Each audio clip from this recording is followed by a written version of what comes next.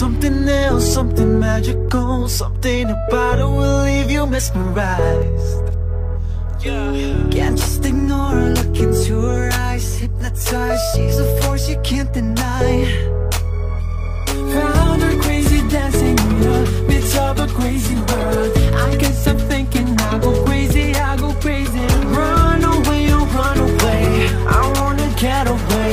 How crazy, crazy, crazy love can find its way. I think I'm into her.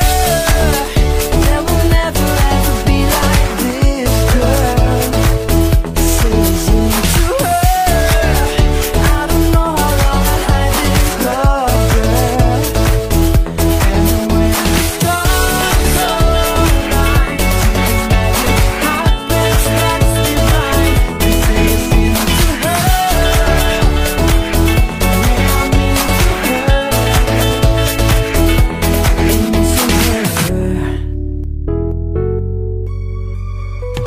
So hello kayo mga ka-idol. So ngayon panibagong araw, panibagong vlog tayo mga ka-idol, no? So ngayon mga ka-idol, nandito ngayon kami sa studio ng BMK kung saan po dito kami nagpa-vlog, no, nila Jazz, yung mga dating BMK na si Jazz, si John Bay. So ngayon guys, may bagong members kami ngayon. Kasi magpapakilala mo na siya kung sino po siya ngayon. Ako guys si RJ Plata. You welcome. So ngayon mga ka-idol, siya po si RJ. So ngayon boy, welcome ngayon dito sa BMK. So ngayon mga ka-idol, bago kami magsimula sa aming papa-challenge dito kay RJ, nais ko muna po pala pasalamatan si Sarap Vlog dahil na nabasa niya yung comment ko dun sa post niya na sana sa Batagalanin, sana magkita kami. So ngayon mga ka-idol, nagkita nga kami sa Sarap Vlog, no? So ngayon mga ka-idol, maraming muna parang salamat sa nagsusuporta po sa Rex TV natin, no? So ngayon, ang iba-vlog po namin ay Mathematical Challenge. Ano? Tuesday ko, kakanig yun. Ako ba? So ngayon guys, sisimulan ngayon natin ng ating papa-challenge kay RJ. So ngayon RJ, handa na ba? Handa na. So ngayon guys, handa na po siya. Handa na siya ngayon. So ngayon guys, ito yung papa-challenge ko ngayon kay RJ.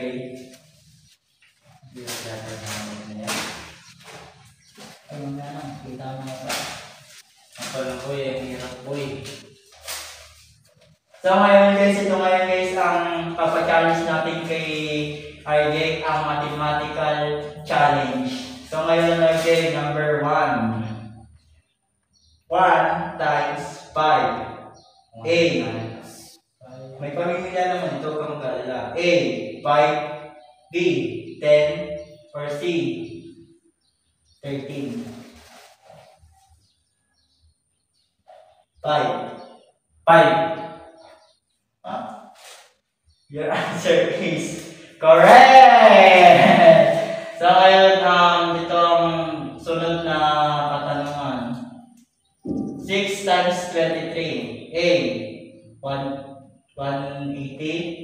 B. 100. Or C. 130. 130. Huh? 130. Oh my Your God. answer is correct! Dalawang tama ka na, pre. So ngayon, number 3. 4 times 58 equals A. 400. B. 232. Or C. 200. 5, 4, 200. 200. Your answer is wrong. Ang tamang sagot ay letter B, 232.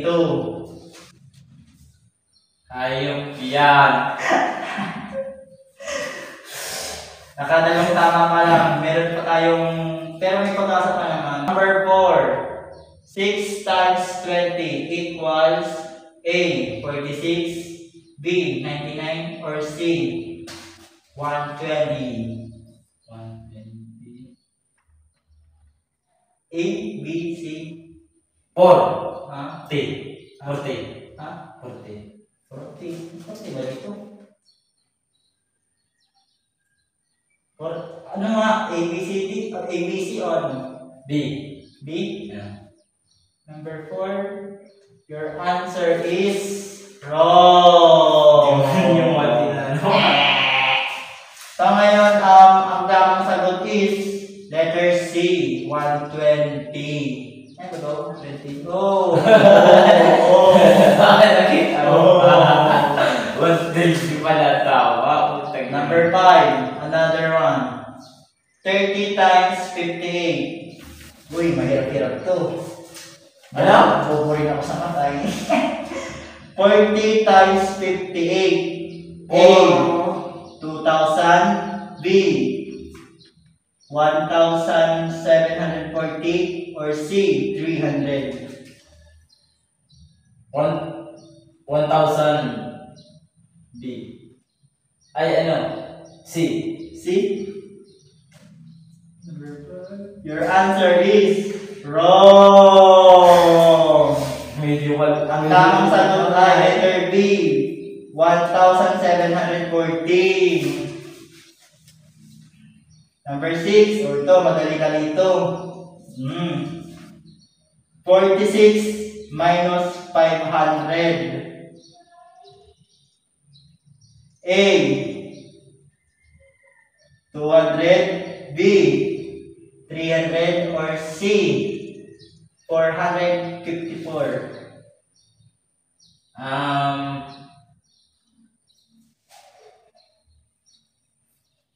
B, C, ano?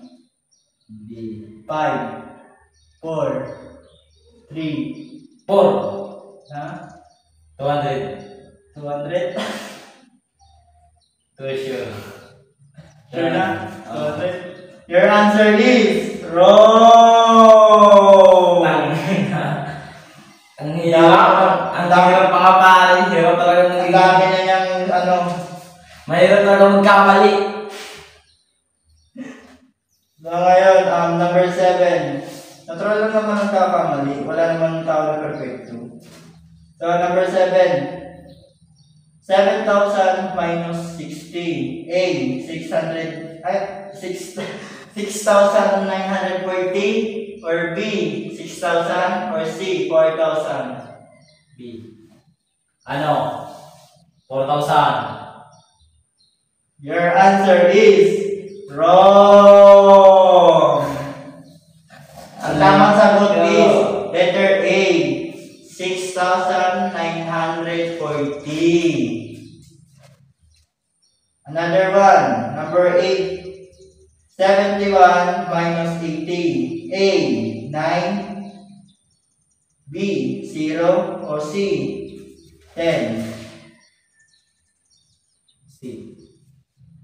199.